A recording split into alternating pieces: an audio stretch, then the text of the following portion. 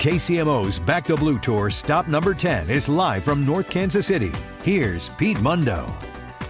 We are continuing in North KC. Happy to be here with these folks up in the Northland, and we're happy to welcome on Sergeant Dan Justus, Patrol Supervisor, joining us on KCMO. Sergeant, good morning. Good morning. Thanks, Pete, for having me on. How long have you been with the department now? 34 years. 34 years, all with North Kansas City. All of them. That's amazing. Well, what is the biggest change in 34 years here in North KC?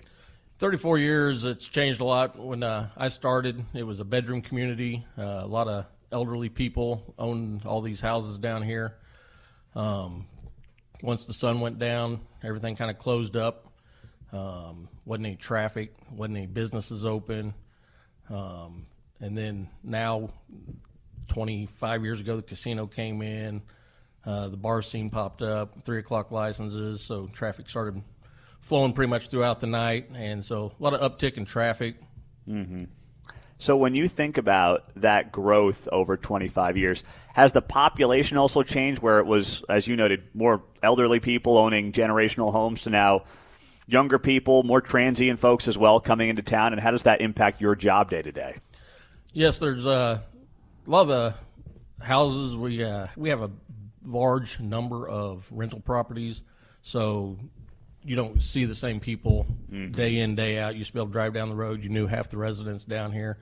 Those change fluidly, and we're starting to get a large homeless population down here in the area, and it's just changing times. What do you do about that with the homeless population? We most of our department is CIT certified, so we try to offer them solutions to their homelessness, places to go, shelters to go to. We find what's tough is a lot of them don't want help, which poses a problem. Some of them cause problems for local businesses, and then there's a large amount that don't cause us any problems. They're just passing through, and they're trying to make a living and do whatever they can do to just eat. How about, I've got to think that when there's free bus fares around Kansas City and you're surrounded by Kansas City, that doesn't help with the homeless population. Is that a fair assessment? Yeah, I believe that's fair. I know there's other agencies around us that have stopped the bus service. I don't know if that's the reason for it. But, yes, when anybody can hop on it and just go wherever for free, then they just move around the city throughout the day. And I think a lot of them also get transported to our hospital. Oh, okay. Then once they're released from the hospital, they're now in our city. The hospital offers them services for transportation back, lift, bus tickets and stuff like that. But once again, they don't always want that. They want to get out of the hospital and they want to be on their own. So as the patrol supervisor, as you're recruiting people right now during a very difficult time to recruit to this industry, what is your pitch? How are you trying to get people excited and involved in becoming cops and getting involved in patrol in particular? Well, nowadays a lot of people always look at the money numbers. Yeah. If I'm talking to somebody, I've been here 34 years. Yeah. I love coming to work. I come to work every day. I'm ready to go to work, and I finally hit the age I can retire, but I still love it. So I'm going to keep coming here and doing it every day. And this department takes care of you.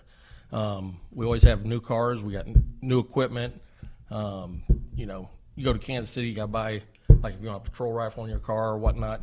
We got patrol rifles in all of our cars. We got shotguns in them. We got less lethal in them.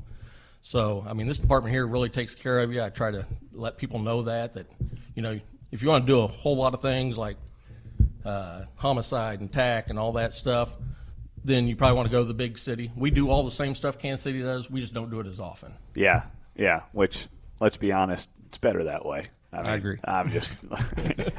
Less people getting killed is a good thing, obviously. So what about when it comes to you? How many more years you got if you're in year 34? That's what I want to know.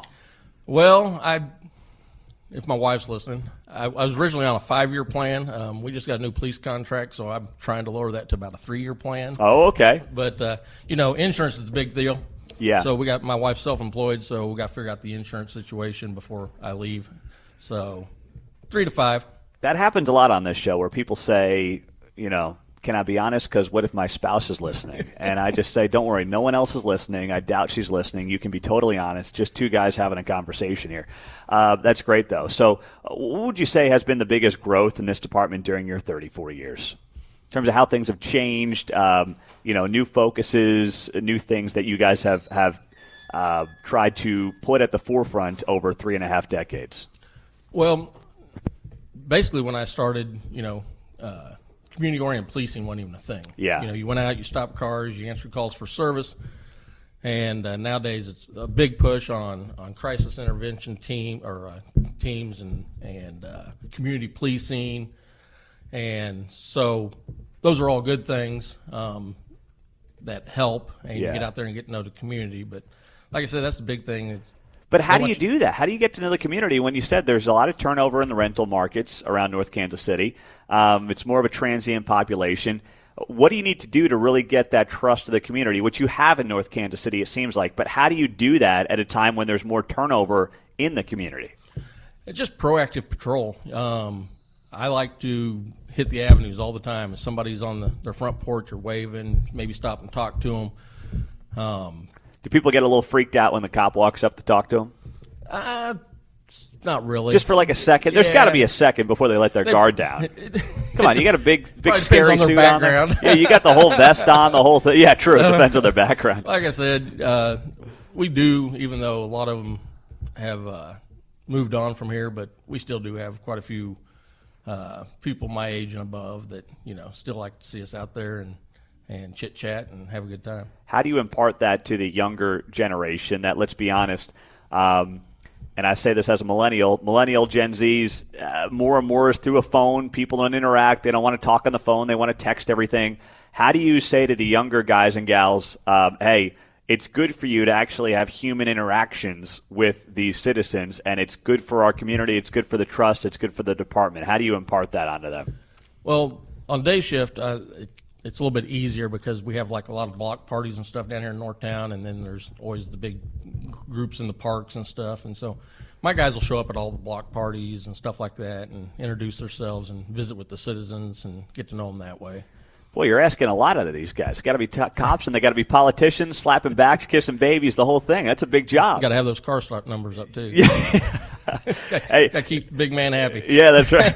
You get and you got these patches. I mean, you guys got a lot of good stuff you got going on around here. So, what is that thing? I mean, thinking about patrol in particular, I know it's speculation, but if the Royals end up here, that changes your gig big time, huh? I'm sure you've thought about that over the last couple of years. I have thought about that, and as I've told the chief, that I'll be retired before they throw the first pitch.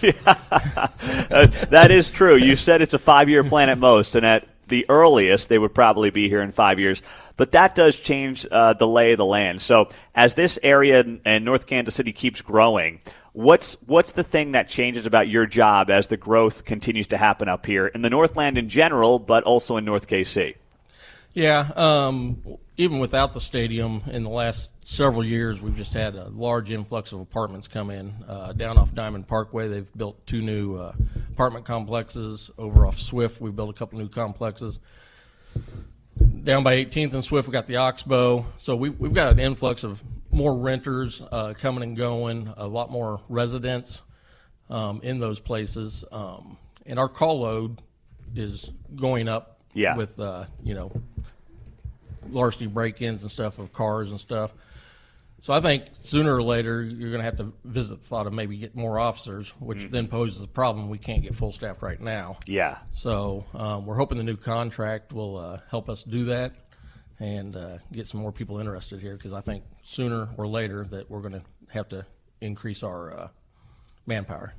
Well, Sergeant Justus, thank you for being here on KCMO. We appreciate all you're doing and your time. Hey, thank you. Dan Justus, Patrol Supervisor for the North Kansas City Police Department on KCMO Talk Radio 95.7 FM. We are streaming all morning long on a Friday on the KCMO Talk Radio app.